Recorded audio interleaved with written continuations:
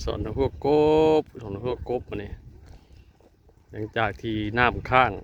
ให้หน้าหลายมื้อหลายวันนี่ก็กบไข่บาดเนี่ยกบไข่แล้วก็เป็นหวก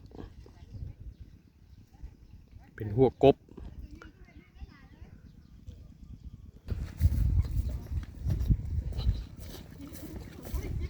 สร้างได้หวกได้เหี้ยกแท้ว้าสร้างได้หวกแท้สัตว์โอ้ยงามแท้ช่วยอยู่นี่ประจักษ์ไอ้ว่ากระปูกระปีลูกมาขนเก็บเอาเขาเมื่อแกกินปะนะหวกกบใส่ผักอีตูดิใช่เป็นทั่วทีบแล้วเลยเนาะงามมาดีพวก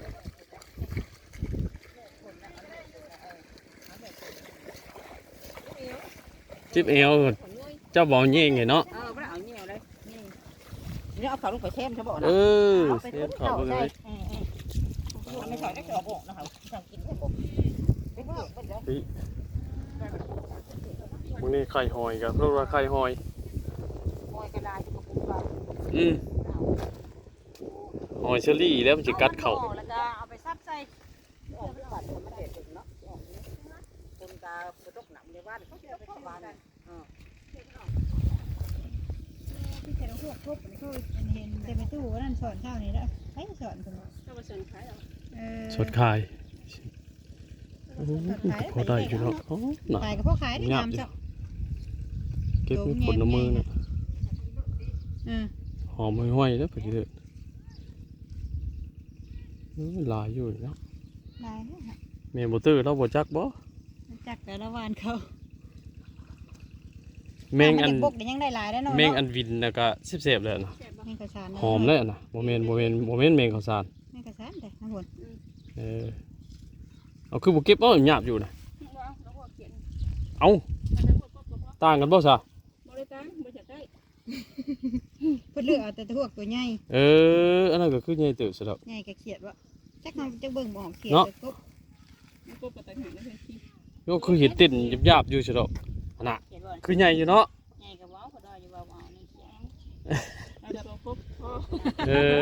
จะพอเอาคือบ่เอาติ่นอยู่เนาะเอาเลยให้ถือกุ๊กผูกกระปากุ๊กผูกได้จังหวะมันเป็นแข้งเป็นขาได้เนาะสอดไปคนสอดนี่เป็นแข้งเป็นขากัดหางได้นี่จังหวะก็เป็นกบน้อยแล้วเนาะขนาดเป็นกบน้อยได้นี่บักเตอร์มันเห็นมันปวดบ่ฝนนี่กำลังย่างไปกินแล้วจะว่านะพญาส่งไปมาจะไปซื้อส่งใหม่เด้พญาส่งเปื้อน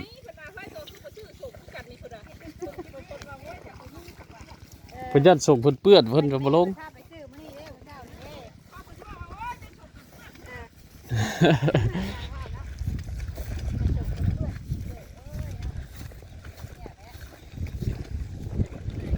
สอนนะพวกกบคนได้หลายเติบ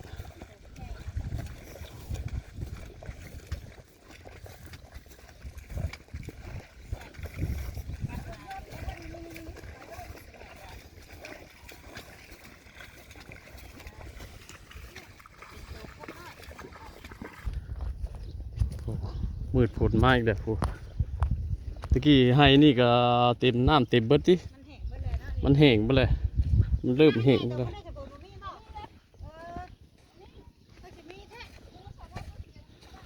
มันมีแต่ค่าให้แถวนี้เนาะแถวนั้นก็มีน้ำบกมาแล้วแถวนี้น้องเอ้ยมันบ่อได้อันโตครึ่งเติบเลยเมื่อพักผ่อนเขาก็เดี๋ยวตอนบ่ายจังว่ากันใหม่ออกมาเฮ็ดเวียกเฮ็ดงานทักทายตอนสวยๆมันนี่แดดว่าสิฮ้อนกะบ่ฮ้อนปานใดแต่ว่ามันยังเศร้าอยู่วะก็ช่วยในติ๊กหน่อยเนี่ย8 โมงเลย8-9 โมงเนี่ยเนาะถือว่าฮ้อนพอสมควรเลยมันนี่ก็ได้คือเก่าพี่น้องเอ้ยเปิดภาพออกมาก็อยู่ตรงให้ทงนาคือเก่ามาเบิ่ง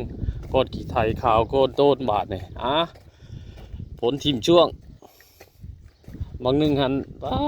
ด ตกเลยตกท่วมแล้วท่วมอีกมาบาทนี่เขากินถ่ายข่าวโคตรโตนอยู่จังใดบาทนี่เขาก็กำลังออกเอาฝนมุฮัมบาทนี่เอ้ามนุษย์เท่าเนาะจังใดก็บ่พอดีพี่น้องเอ้ยบัดตกก็ตกเกินบัดบ่ตกก็บ่ตกก็ดีบ่ห่วยเลยนี่เฮ็ดหน้าวานมันวาดป้าเมียนแล้วก็ข่าวก็โตนอยู่มันบ่ซุ่มบ่หยังก็จักสิออกบ่ออกเขาก็ได้เบิ่งหน้าให้ใหญ่เฮาออกแล้วแต่ว่ามันก็เอาออกบ่ทั่วบ่ถึงก็เลยสิพากันลงไปซับย้อนใส่เสริมใส่หม่องมันว่างหม่องช่องว่างที่มันบ่เกิดเนาะมันบ่เกิดอันช่วงที่ว่าฝนตกกันแหละฝนตกใส่กูมือน้ำอ่างน้ำนองมาบาดนี่เขาก็เลยบ่เกิดบาดนี้ฝนถิบช่วงแล้วบาดนี่บ่มีฝนก็เลยสิพากันลงไปซับไปเสริมให้มันเต็มกำลังลงไปสวยแน่มานี่ลงไปเฮ็ดจักเด็กจักน้อยก็ขึ้นแล้วพี่น้องมันฮ้อนเนาะกลางเว้นน่ะฮ้อนแต่อยู่เพื่อนก็ยังพอแล้วนี่ธงนี่ประเด็นแล้วเรียบร้อยแล้วนี่หน้าบ้านแถวนี้นะเฮ็ดบ้านเบิดแถวนี้เพิ่นบ่ได้ไว้ด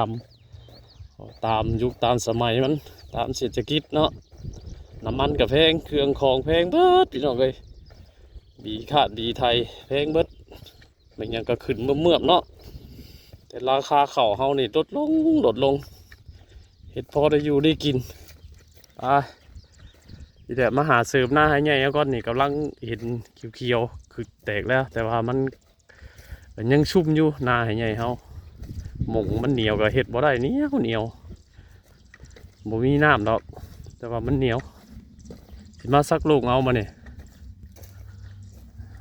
มาอยู่โฮมจานนี่แหละนี่นะอันมาเสริมนะช่องว่างนี่มันบ่เกิดแบบนี้เป็นว่างอยู่ทางนั้นแตกไปแล้วนี่กำลังแตกเห็นเขียวไปเลยขึ้นมาเลยเอ้าคือใส่แล้วมือน่ะใช่แล้วแต่ว่าหาก็ต้องหาบนทั้งพุ่นอยู่พุ่นมันนั่นเต็มมาเลยอันนี้ก็ใส่แล้วเพิ่นพามาลินชื่อนะไม่ได้เห็นอย่างดอกสบายแล้วบัดนี้มานอนอยู่โฮมจานเนี่ยนะโอ้ลืมเอาศาสตร์มาเนาะเฮ้ยเอาศาสตร์มานอนลินอยู่โฮมจานนี่หมดเวลาก็พากันขึ้นมาเนี่ยพากันมาเสิร์ฟมือนะยังบ่ขึ้นอยู่2 มื้อ 3 มื้อนี่เนาะเสิร์ฟให้นี่เพิ่นก็คาดเลยนี่ขี้ต้มคาดต้มเลยบ่ย่านดอกช่วงนี้นะลมพุ่ยๆปานนี่เฮ้ยเตะก็บ่3 มื้อนี่มันรอบๆคันแถวนี้มาแต่มันมีน้ำรอบคันนี่เราก็เลยได้มาเห็ดใหม่เบิดเห็ดใหม่จนฮอดพุ่นแต่ทางกลางทั้งอย่างนี้เข่าออกเบิดเลยทางพุ่นก็เข่าออกเบิดแต่ว่าหน้าทงนั่นเห็ดแล้วปั๊บแล้วก็ขาดสายฝนเลยบัดไปโบะเนี่ยไหมไปหาส่งวางเห็ดผมเฮงเชเขามีลายจังติเอาลงเฉยดิมึงเนี่ยไข่หอยนะเจ้าหน่อยก็ตายแล้วนี่เอ้าบ่มีน้ำตรงนี้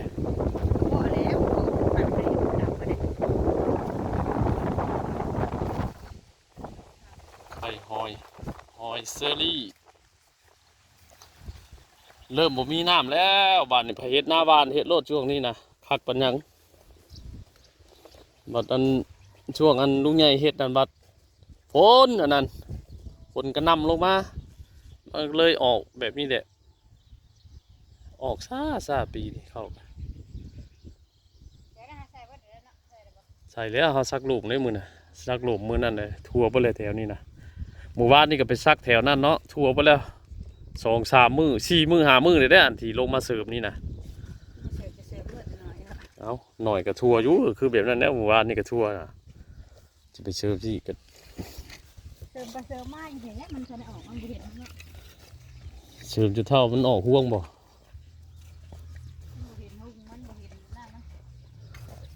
เดี๋ยวนี้เขาคือท่านใช่เดี๋ยวใส่ก็แต่มือลงมาจะบิดผู้เดียวน่ะหอยมือขยำขยี้อยู่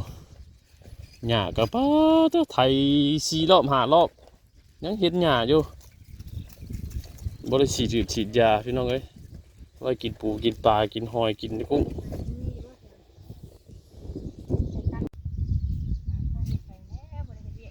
ถุมเจือนะเสริมไปเขามันก็มีอยู่มันหักมันยอมมันเย็มมันแหละตัวใดอันหมงน้ำข้างน้ำอย่างมันบ่ออกบาดนี่พากันมาเสริมตัวนี้ใส่มันได้มาเบิ่งเนาะถ่ายไว้ช่วงมันออกใหม่วันนี้เดี๋ยวมาเปรียบเทียบใส่การแตกต่างกันจังหน่อยนี่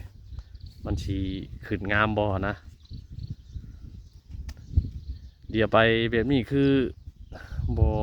มันก็คือบ่มีเข่ามันห่างเนาะเพราะเขาเฮ็ดวานห่างนะปีนี้วานห่างปีนี้บ่ได้วานที่คือปีแต่ก่อนเพราะว่าเฮาวานที่หลายมันก็เป็นห่วงน้อยเลยเฮ็ดสีห่างๆเนี่ยมีแต่หอยงัว มันแห้งสิเดี๋ยวโอ้ยสับสีงัวลงไปเล็บเนี่ยพี่น้องเว้ยมองเนี่ยยาเพิ่นละวันในบ้านเพิ่นก็ประกาศให้ผูกงัวแล้วมื้อน่ะเนาะพากันผูกงัวผูกหนังเด้อว่ะกล้าบางคนวานกล้ามันก็ออกยาวเลยเพิ่นวานเมียนดำเนาะแต่เฮาเนี่ยน้ำบ่ได้ขาดพี่น้องเอ้ยเป็นร่องอยู่เพราะว่าเฮาไถเลี้ยวมื้อนั้นก็ค่ำพอดีตื่นนอนมาก็ว่ามื้อใหม่สิมาขาดก็พอดี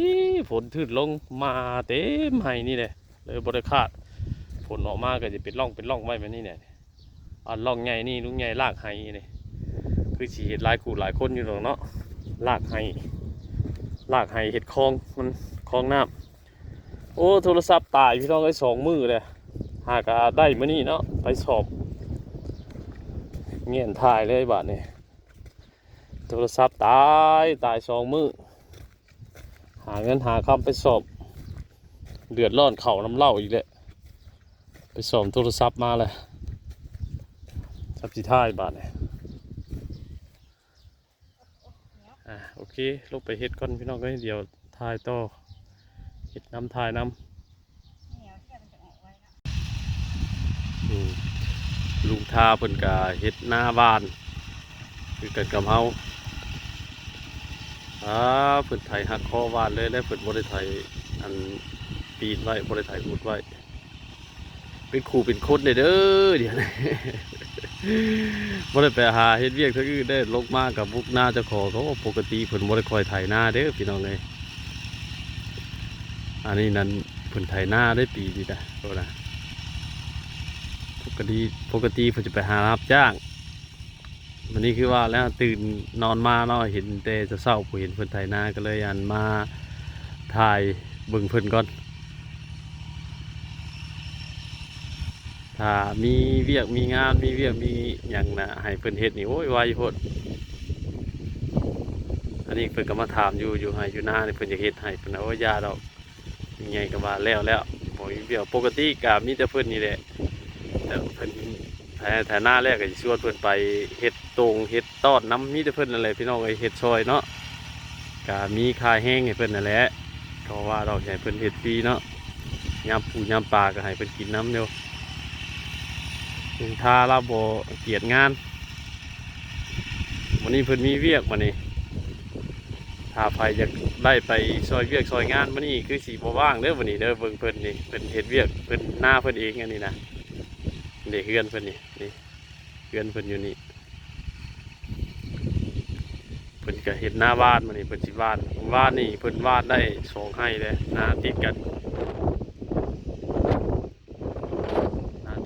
เลยการเคลื่อนไหวของลุงชาเพิ่น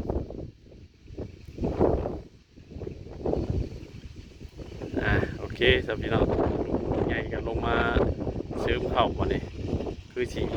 เที่ยงเลยพักเที่ยงเลยนี่นะมาเลยมาถ่ายเบิ่งลุงทาอยู่โฮมเลยเป็นยังบ่พักดูคือชมชื่อซีเมนว่าให้เลี้ยวให้นี่ให้ใหญ่ได้ให้เพิ่นให้เดี๋ยวนี้นะ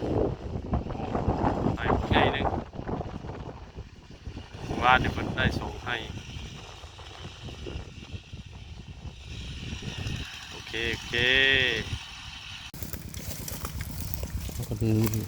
รับบาดนี่รอหาหน่อไม้ก่อนเครือเฉยคือมันบ่นี่งั้นซะหนักงามครับอ้าวตะห่วยมันตันขี้เหงื่อมาตันห่วยโอ้ยเจ้าบ่จูดนี่นะ ที่ยังหลาย จูดบ่ใหม่แล้วมันสิเล่นลงอันโต้งข่อยเนี่ย จุดเท่าไรรอบไม่ได้เป็นได้ทำนี่ อ้าวตะอยู่เทึงอันลีจำได้นี่ให้น้ำมากก่อนจักสิเฮ็ดว่าขี้เหงื่อตัวนี้ไปก่อนมาแต่ใช้เนาะแต่ละปีบ่เบิดจักเทื่อนี่ขี้เหงื่อนะตายจูดกับบ่ไหม้มันจูดโลดบาดเลยเปียกก็จะนะออกเลยออกแล้วเย่ เจ็บแบบไม่ มีจีมเบี่ยงมาเลยพ่อกันพอดี ตื่นกัน หากินพ่อกั น่าน เสียงเนาะ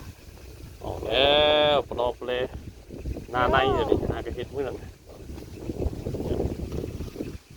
ออกพุ่นเลยยังออกบ่เบิดเนาะออกบ่เบิดคักปานใดเจาะเบิ่งหน้าในก่อนหน้าเห็ดมือนั่นเพราะว่าหน้าตัวนั่นมันออกแต่ดูแล้วเฮามีแต่ไปเชื่อโอ้เห็ดออกไปแล้วยันว่าเพิ่นบ่ออกซะมันแห้งมีแต่เห็ดกับฝนบ่ได้ห้วยบ่ได้ตกใส่เลยแดดพี่น้องเอ้ยช่วงนี้แดดคักนี่หมองมันซุ่มมันออกอยู่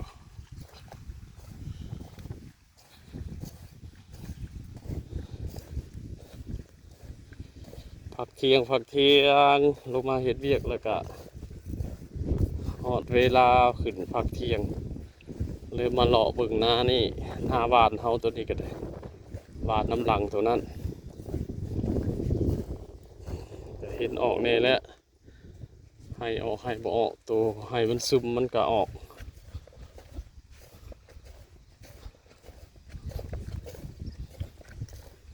มาสั่นหมกม่วงโซใกล้สิเบิดเด้อบาดนี่เป็นงวดสุดท้ายไปจักอันนี้น่ะมันงอมเลยหมกม่วงกันหวานว้าวแห้งเนาะแห้งซ้ำนี่แล้วเบิดแห้งเนี่ยให้ชันแห้งกว่ามันหวานนะอยาก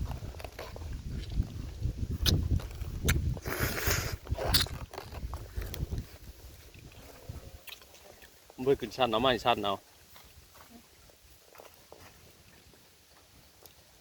ก็มวยขึ้นอยู่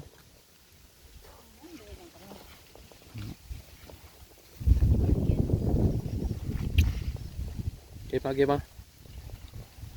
นี่เป็นงวดสุดท้ายแล้วได้กินมันงวดหน้าบ่ทันคือสิเบิดนะมันเบิดละมันบางอ่ะ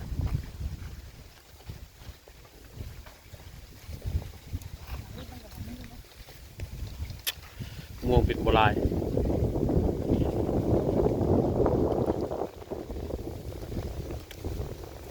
เห็ดเขียวยางตัวนี้คือดำใช่ไหมแล้วตกลงมาถือถาดโอ้บรรยายเรียกมันล้มบ่เนี่ยบัดที่เรียกเด็ดครับ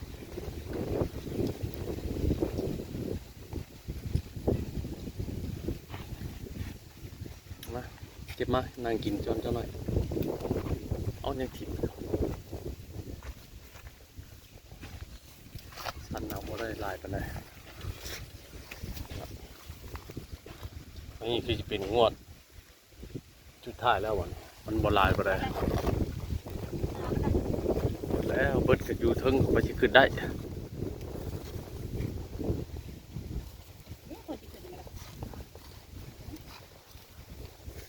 ขึ้นได้ไหมขึ้นชัดเอานี่ฮะมันขึ้นบ่ได้มัน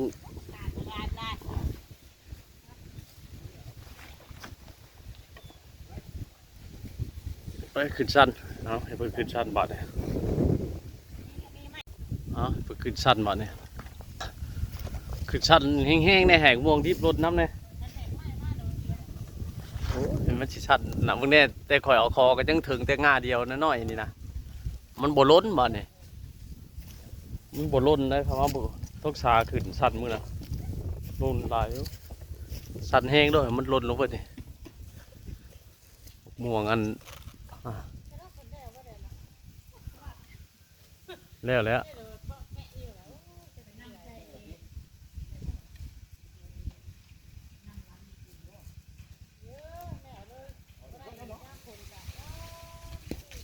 ห่านล้นอยู่ขึ้นงาน้อยมันสั่นมันจากล้นคักต้องสา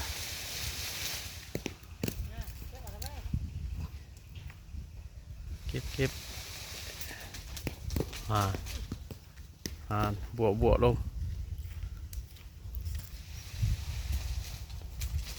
โอ้ชุกลายดินี่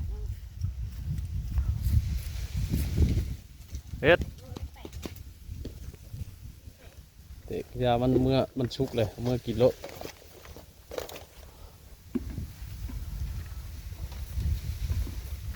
ผูกกับงาทั้งนั้นนะห่านบริษัทกระตกเดืองย่ำน่ะบานนี้มองโซโอ้ยมองมันเป็นลาบงาเนาะมองบดกปีดิเป็นลาบงาโอ้ยอยากกินก่อนเก็บน้ำกินน้ำ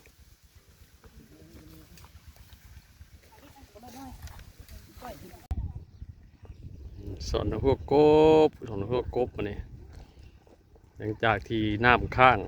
ให้หน้าหลายมื้อหลายวันนี่ก็กบไข่บาดเนี่ยกบไข่แล้วก็เป็นหวกกบ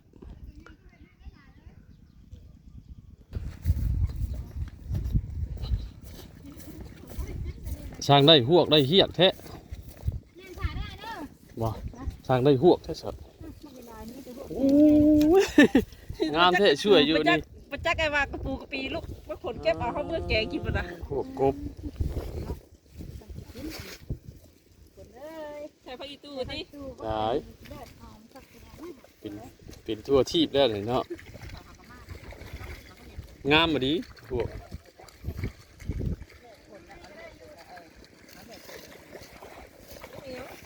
จิ๊บเอวเจ้าบอกเงี้ยไงเนาะไม่เอาเงี้ยเลยนี่เอาเขาลงไปเช่มใช่ป่ะนะเสียขอบเลยไม่ใช่ก็เอาบอกนะครับสั่งกินไม่บอกมึงนี่ไข่หอยกับพวกเราไข่หอยกระดาษหอยเชอรี่แล้วมันจะกัดเข่าแล้วก็เอาไปซับใส่ออกบัตรมันเด็ดถึงเนาะคนกาไปตกหนังในบ้านเขาจะไปทำบ้านที่เจ้าพวกทบเขาเห็นเต็มไปตู้นั่นสอนเช้านี้แล้วใช้สอนคนเขาไปสอนขายหรอสดขายพอได้อยู่แล้วขายกับพ่อขายได้งามจ้ะเก็บผลมือนะหอมห้อยแล้วไปเรื่อยลายอยู่แล้วลายเนี่ยเมย์บตื้อเราบจักบ่จักแต่ละวันเขาเมงอันยังได้ลายแล้วเนาะเมงอันวินแล้วก็เสียบเลยนะหอมเลยนะโมเมนต์เมงข้าวสารเมงข้าวสารเลยนะคุณเอาคือบุกเก็บเอาหยาบอยู่นะเอาต่างกันบ่ซะเพื่อเลือกเอาแต่ตัวตัวใหญ่อันนั้นก็คือใหญ่เติบสุดแล้วใหญ่ก็เขียดวะจักเขาจะเบิ่งบ่เขียดก็ปตัดหางได้เลยที่ก็คือเห็ดติ่นหยาบอยู่สุดแล้วน่ะคือใหญ่อยู่เนาะใหญ่กับว้าวเขาได้อยู่ว้าวในเขียงจะว่าเอาคือบ่เอาติ่นอยู่เนาะเอาเลยให้ถือกุ้งผูกกระปากุ้งผูกได้จังหวะมันเป็นแข้งเป็นขาได้น้อยเนาะสอดไปคนสอดนี่เป็นแข้งเป็นขากัดหางได้นี่จังไรก็เป็นกบน้อยแล้วเนาะขนาดกบน้อยได้นี่บักเตอร์มันเห็นมันปวดบ่ฝนนี่กำลังยามเลยแล้วจะว่านะพญาส่งไปมา าจะไปซื้อส่งใหม่เด้ เพิ่นจะส่งเพิ่นเปื้อน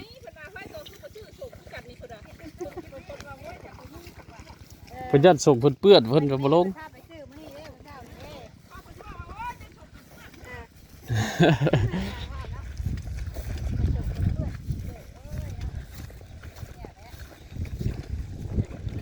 ้ ส่วนละหัวกบพวกเพิ่นได้หลายเติบ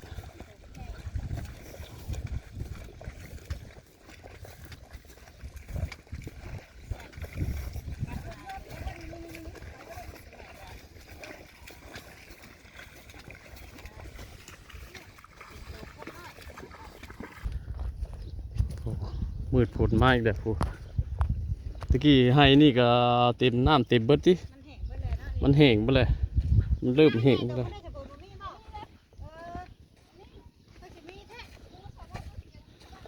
มันมีแต่ค่าให้แถวนี้เนาะ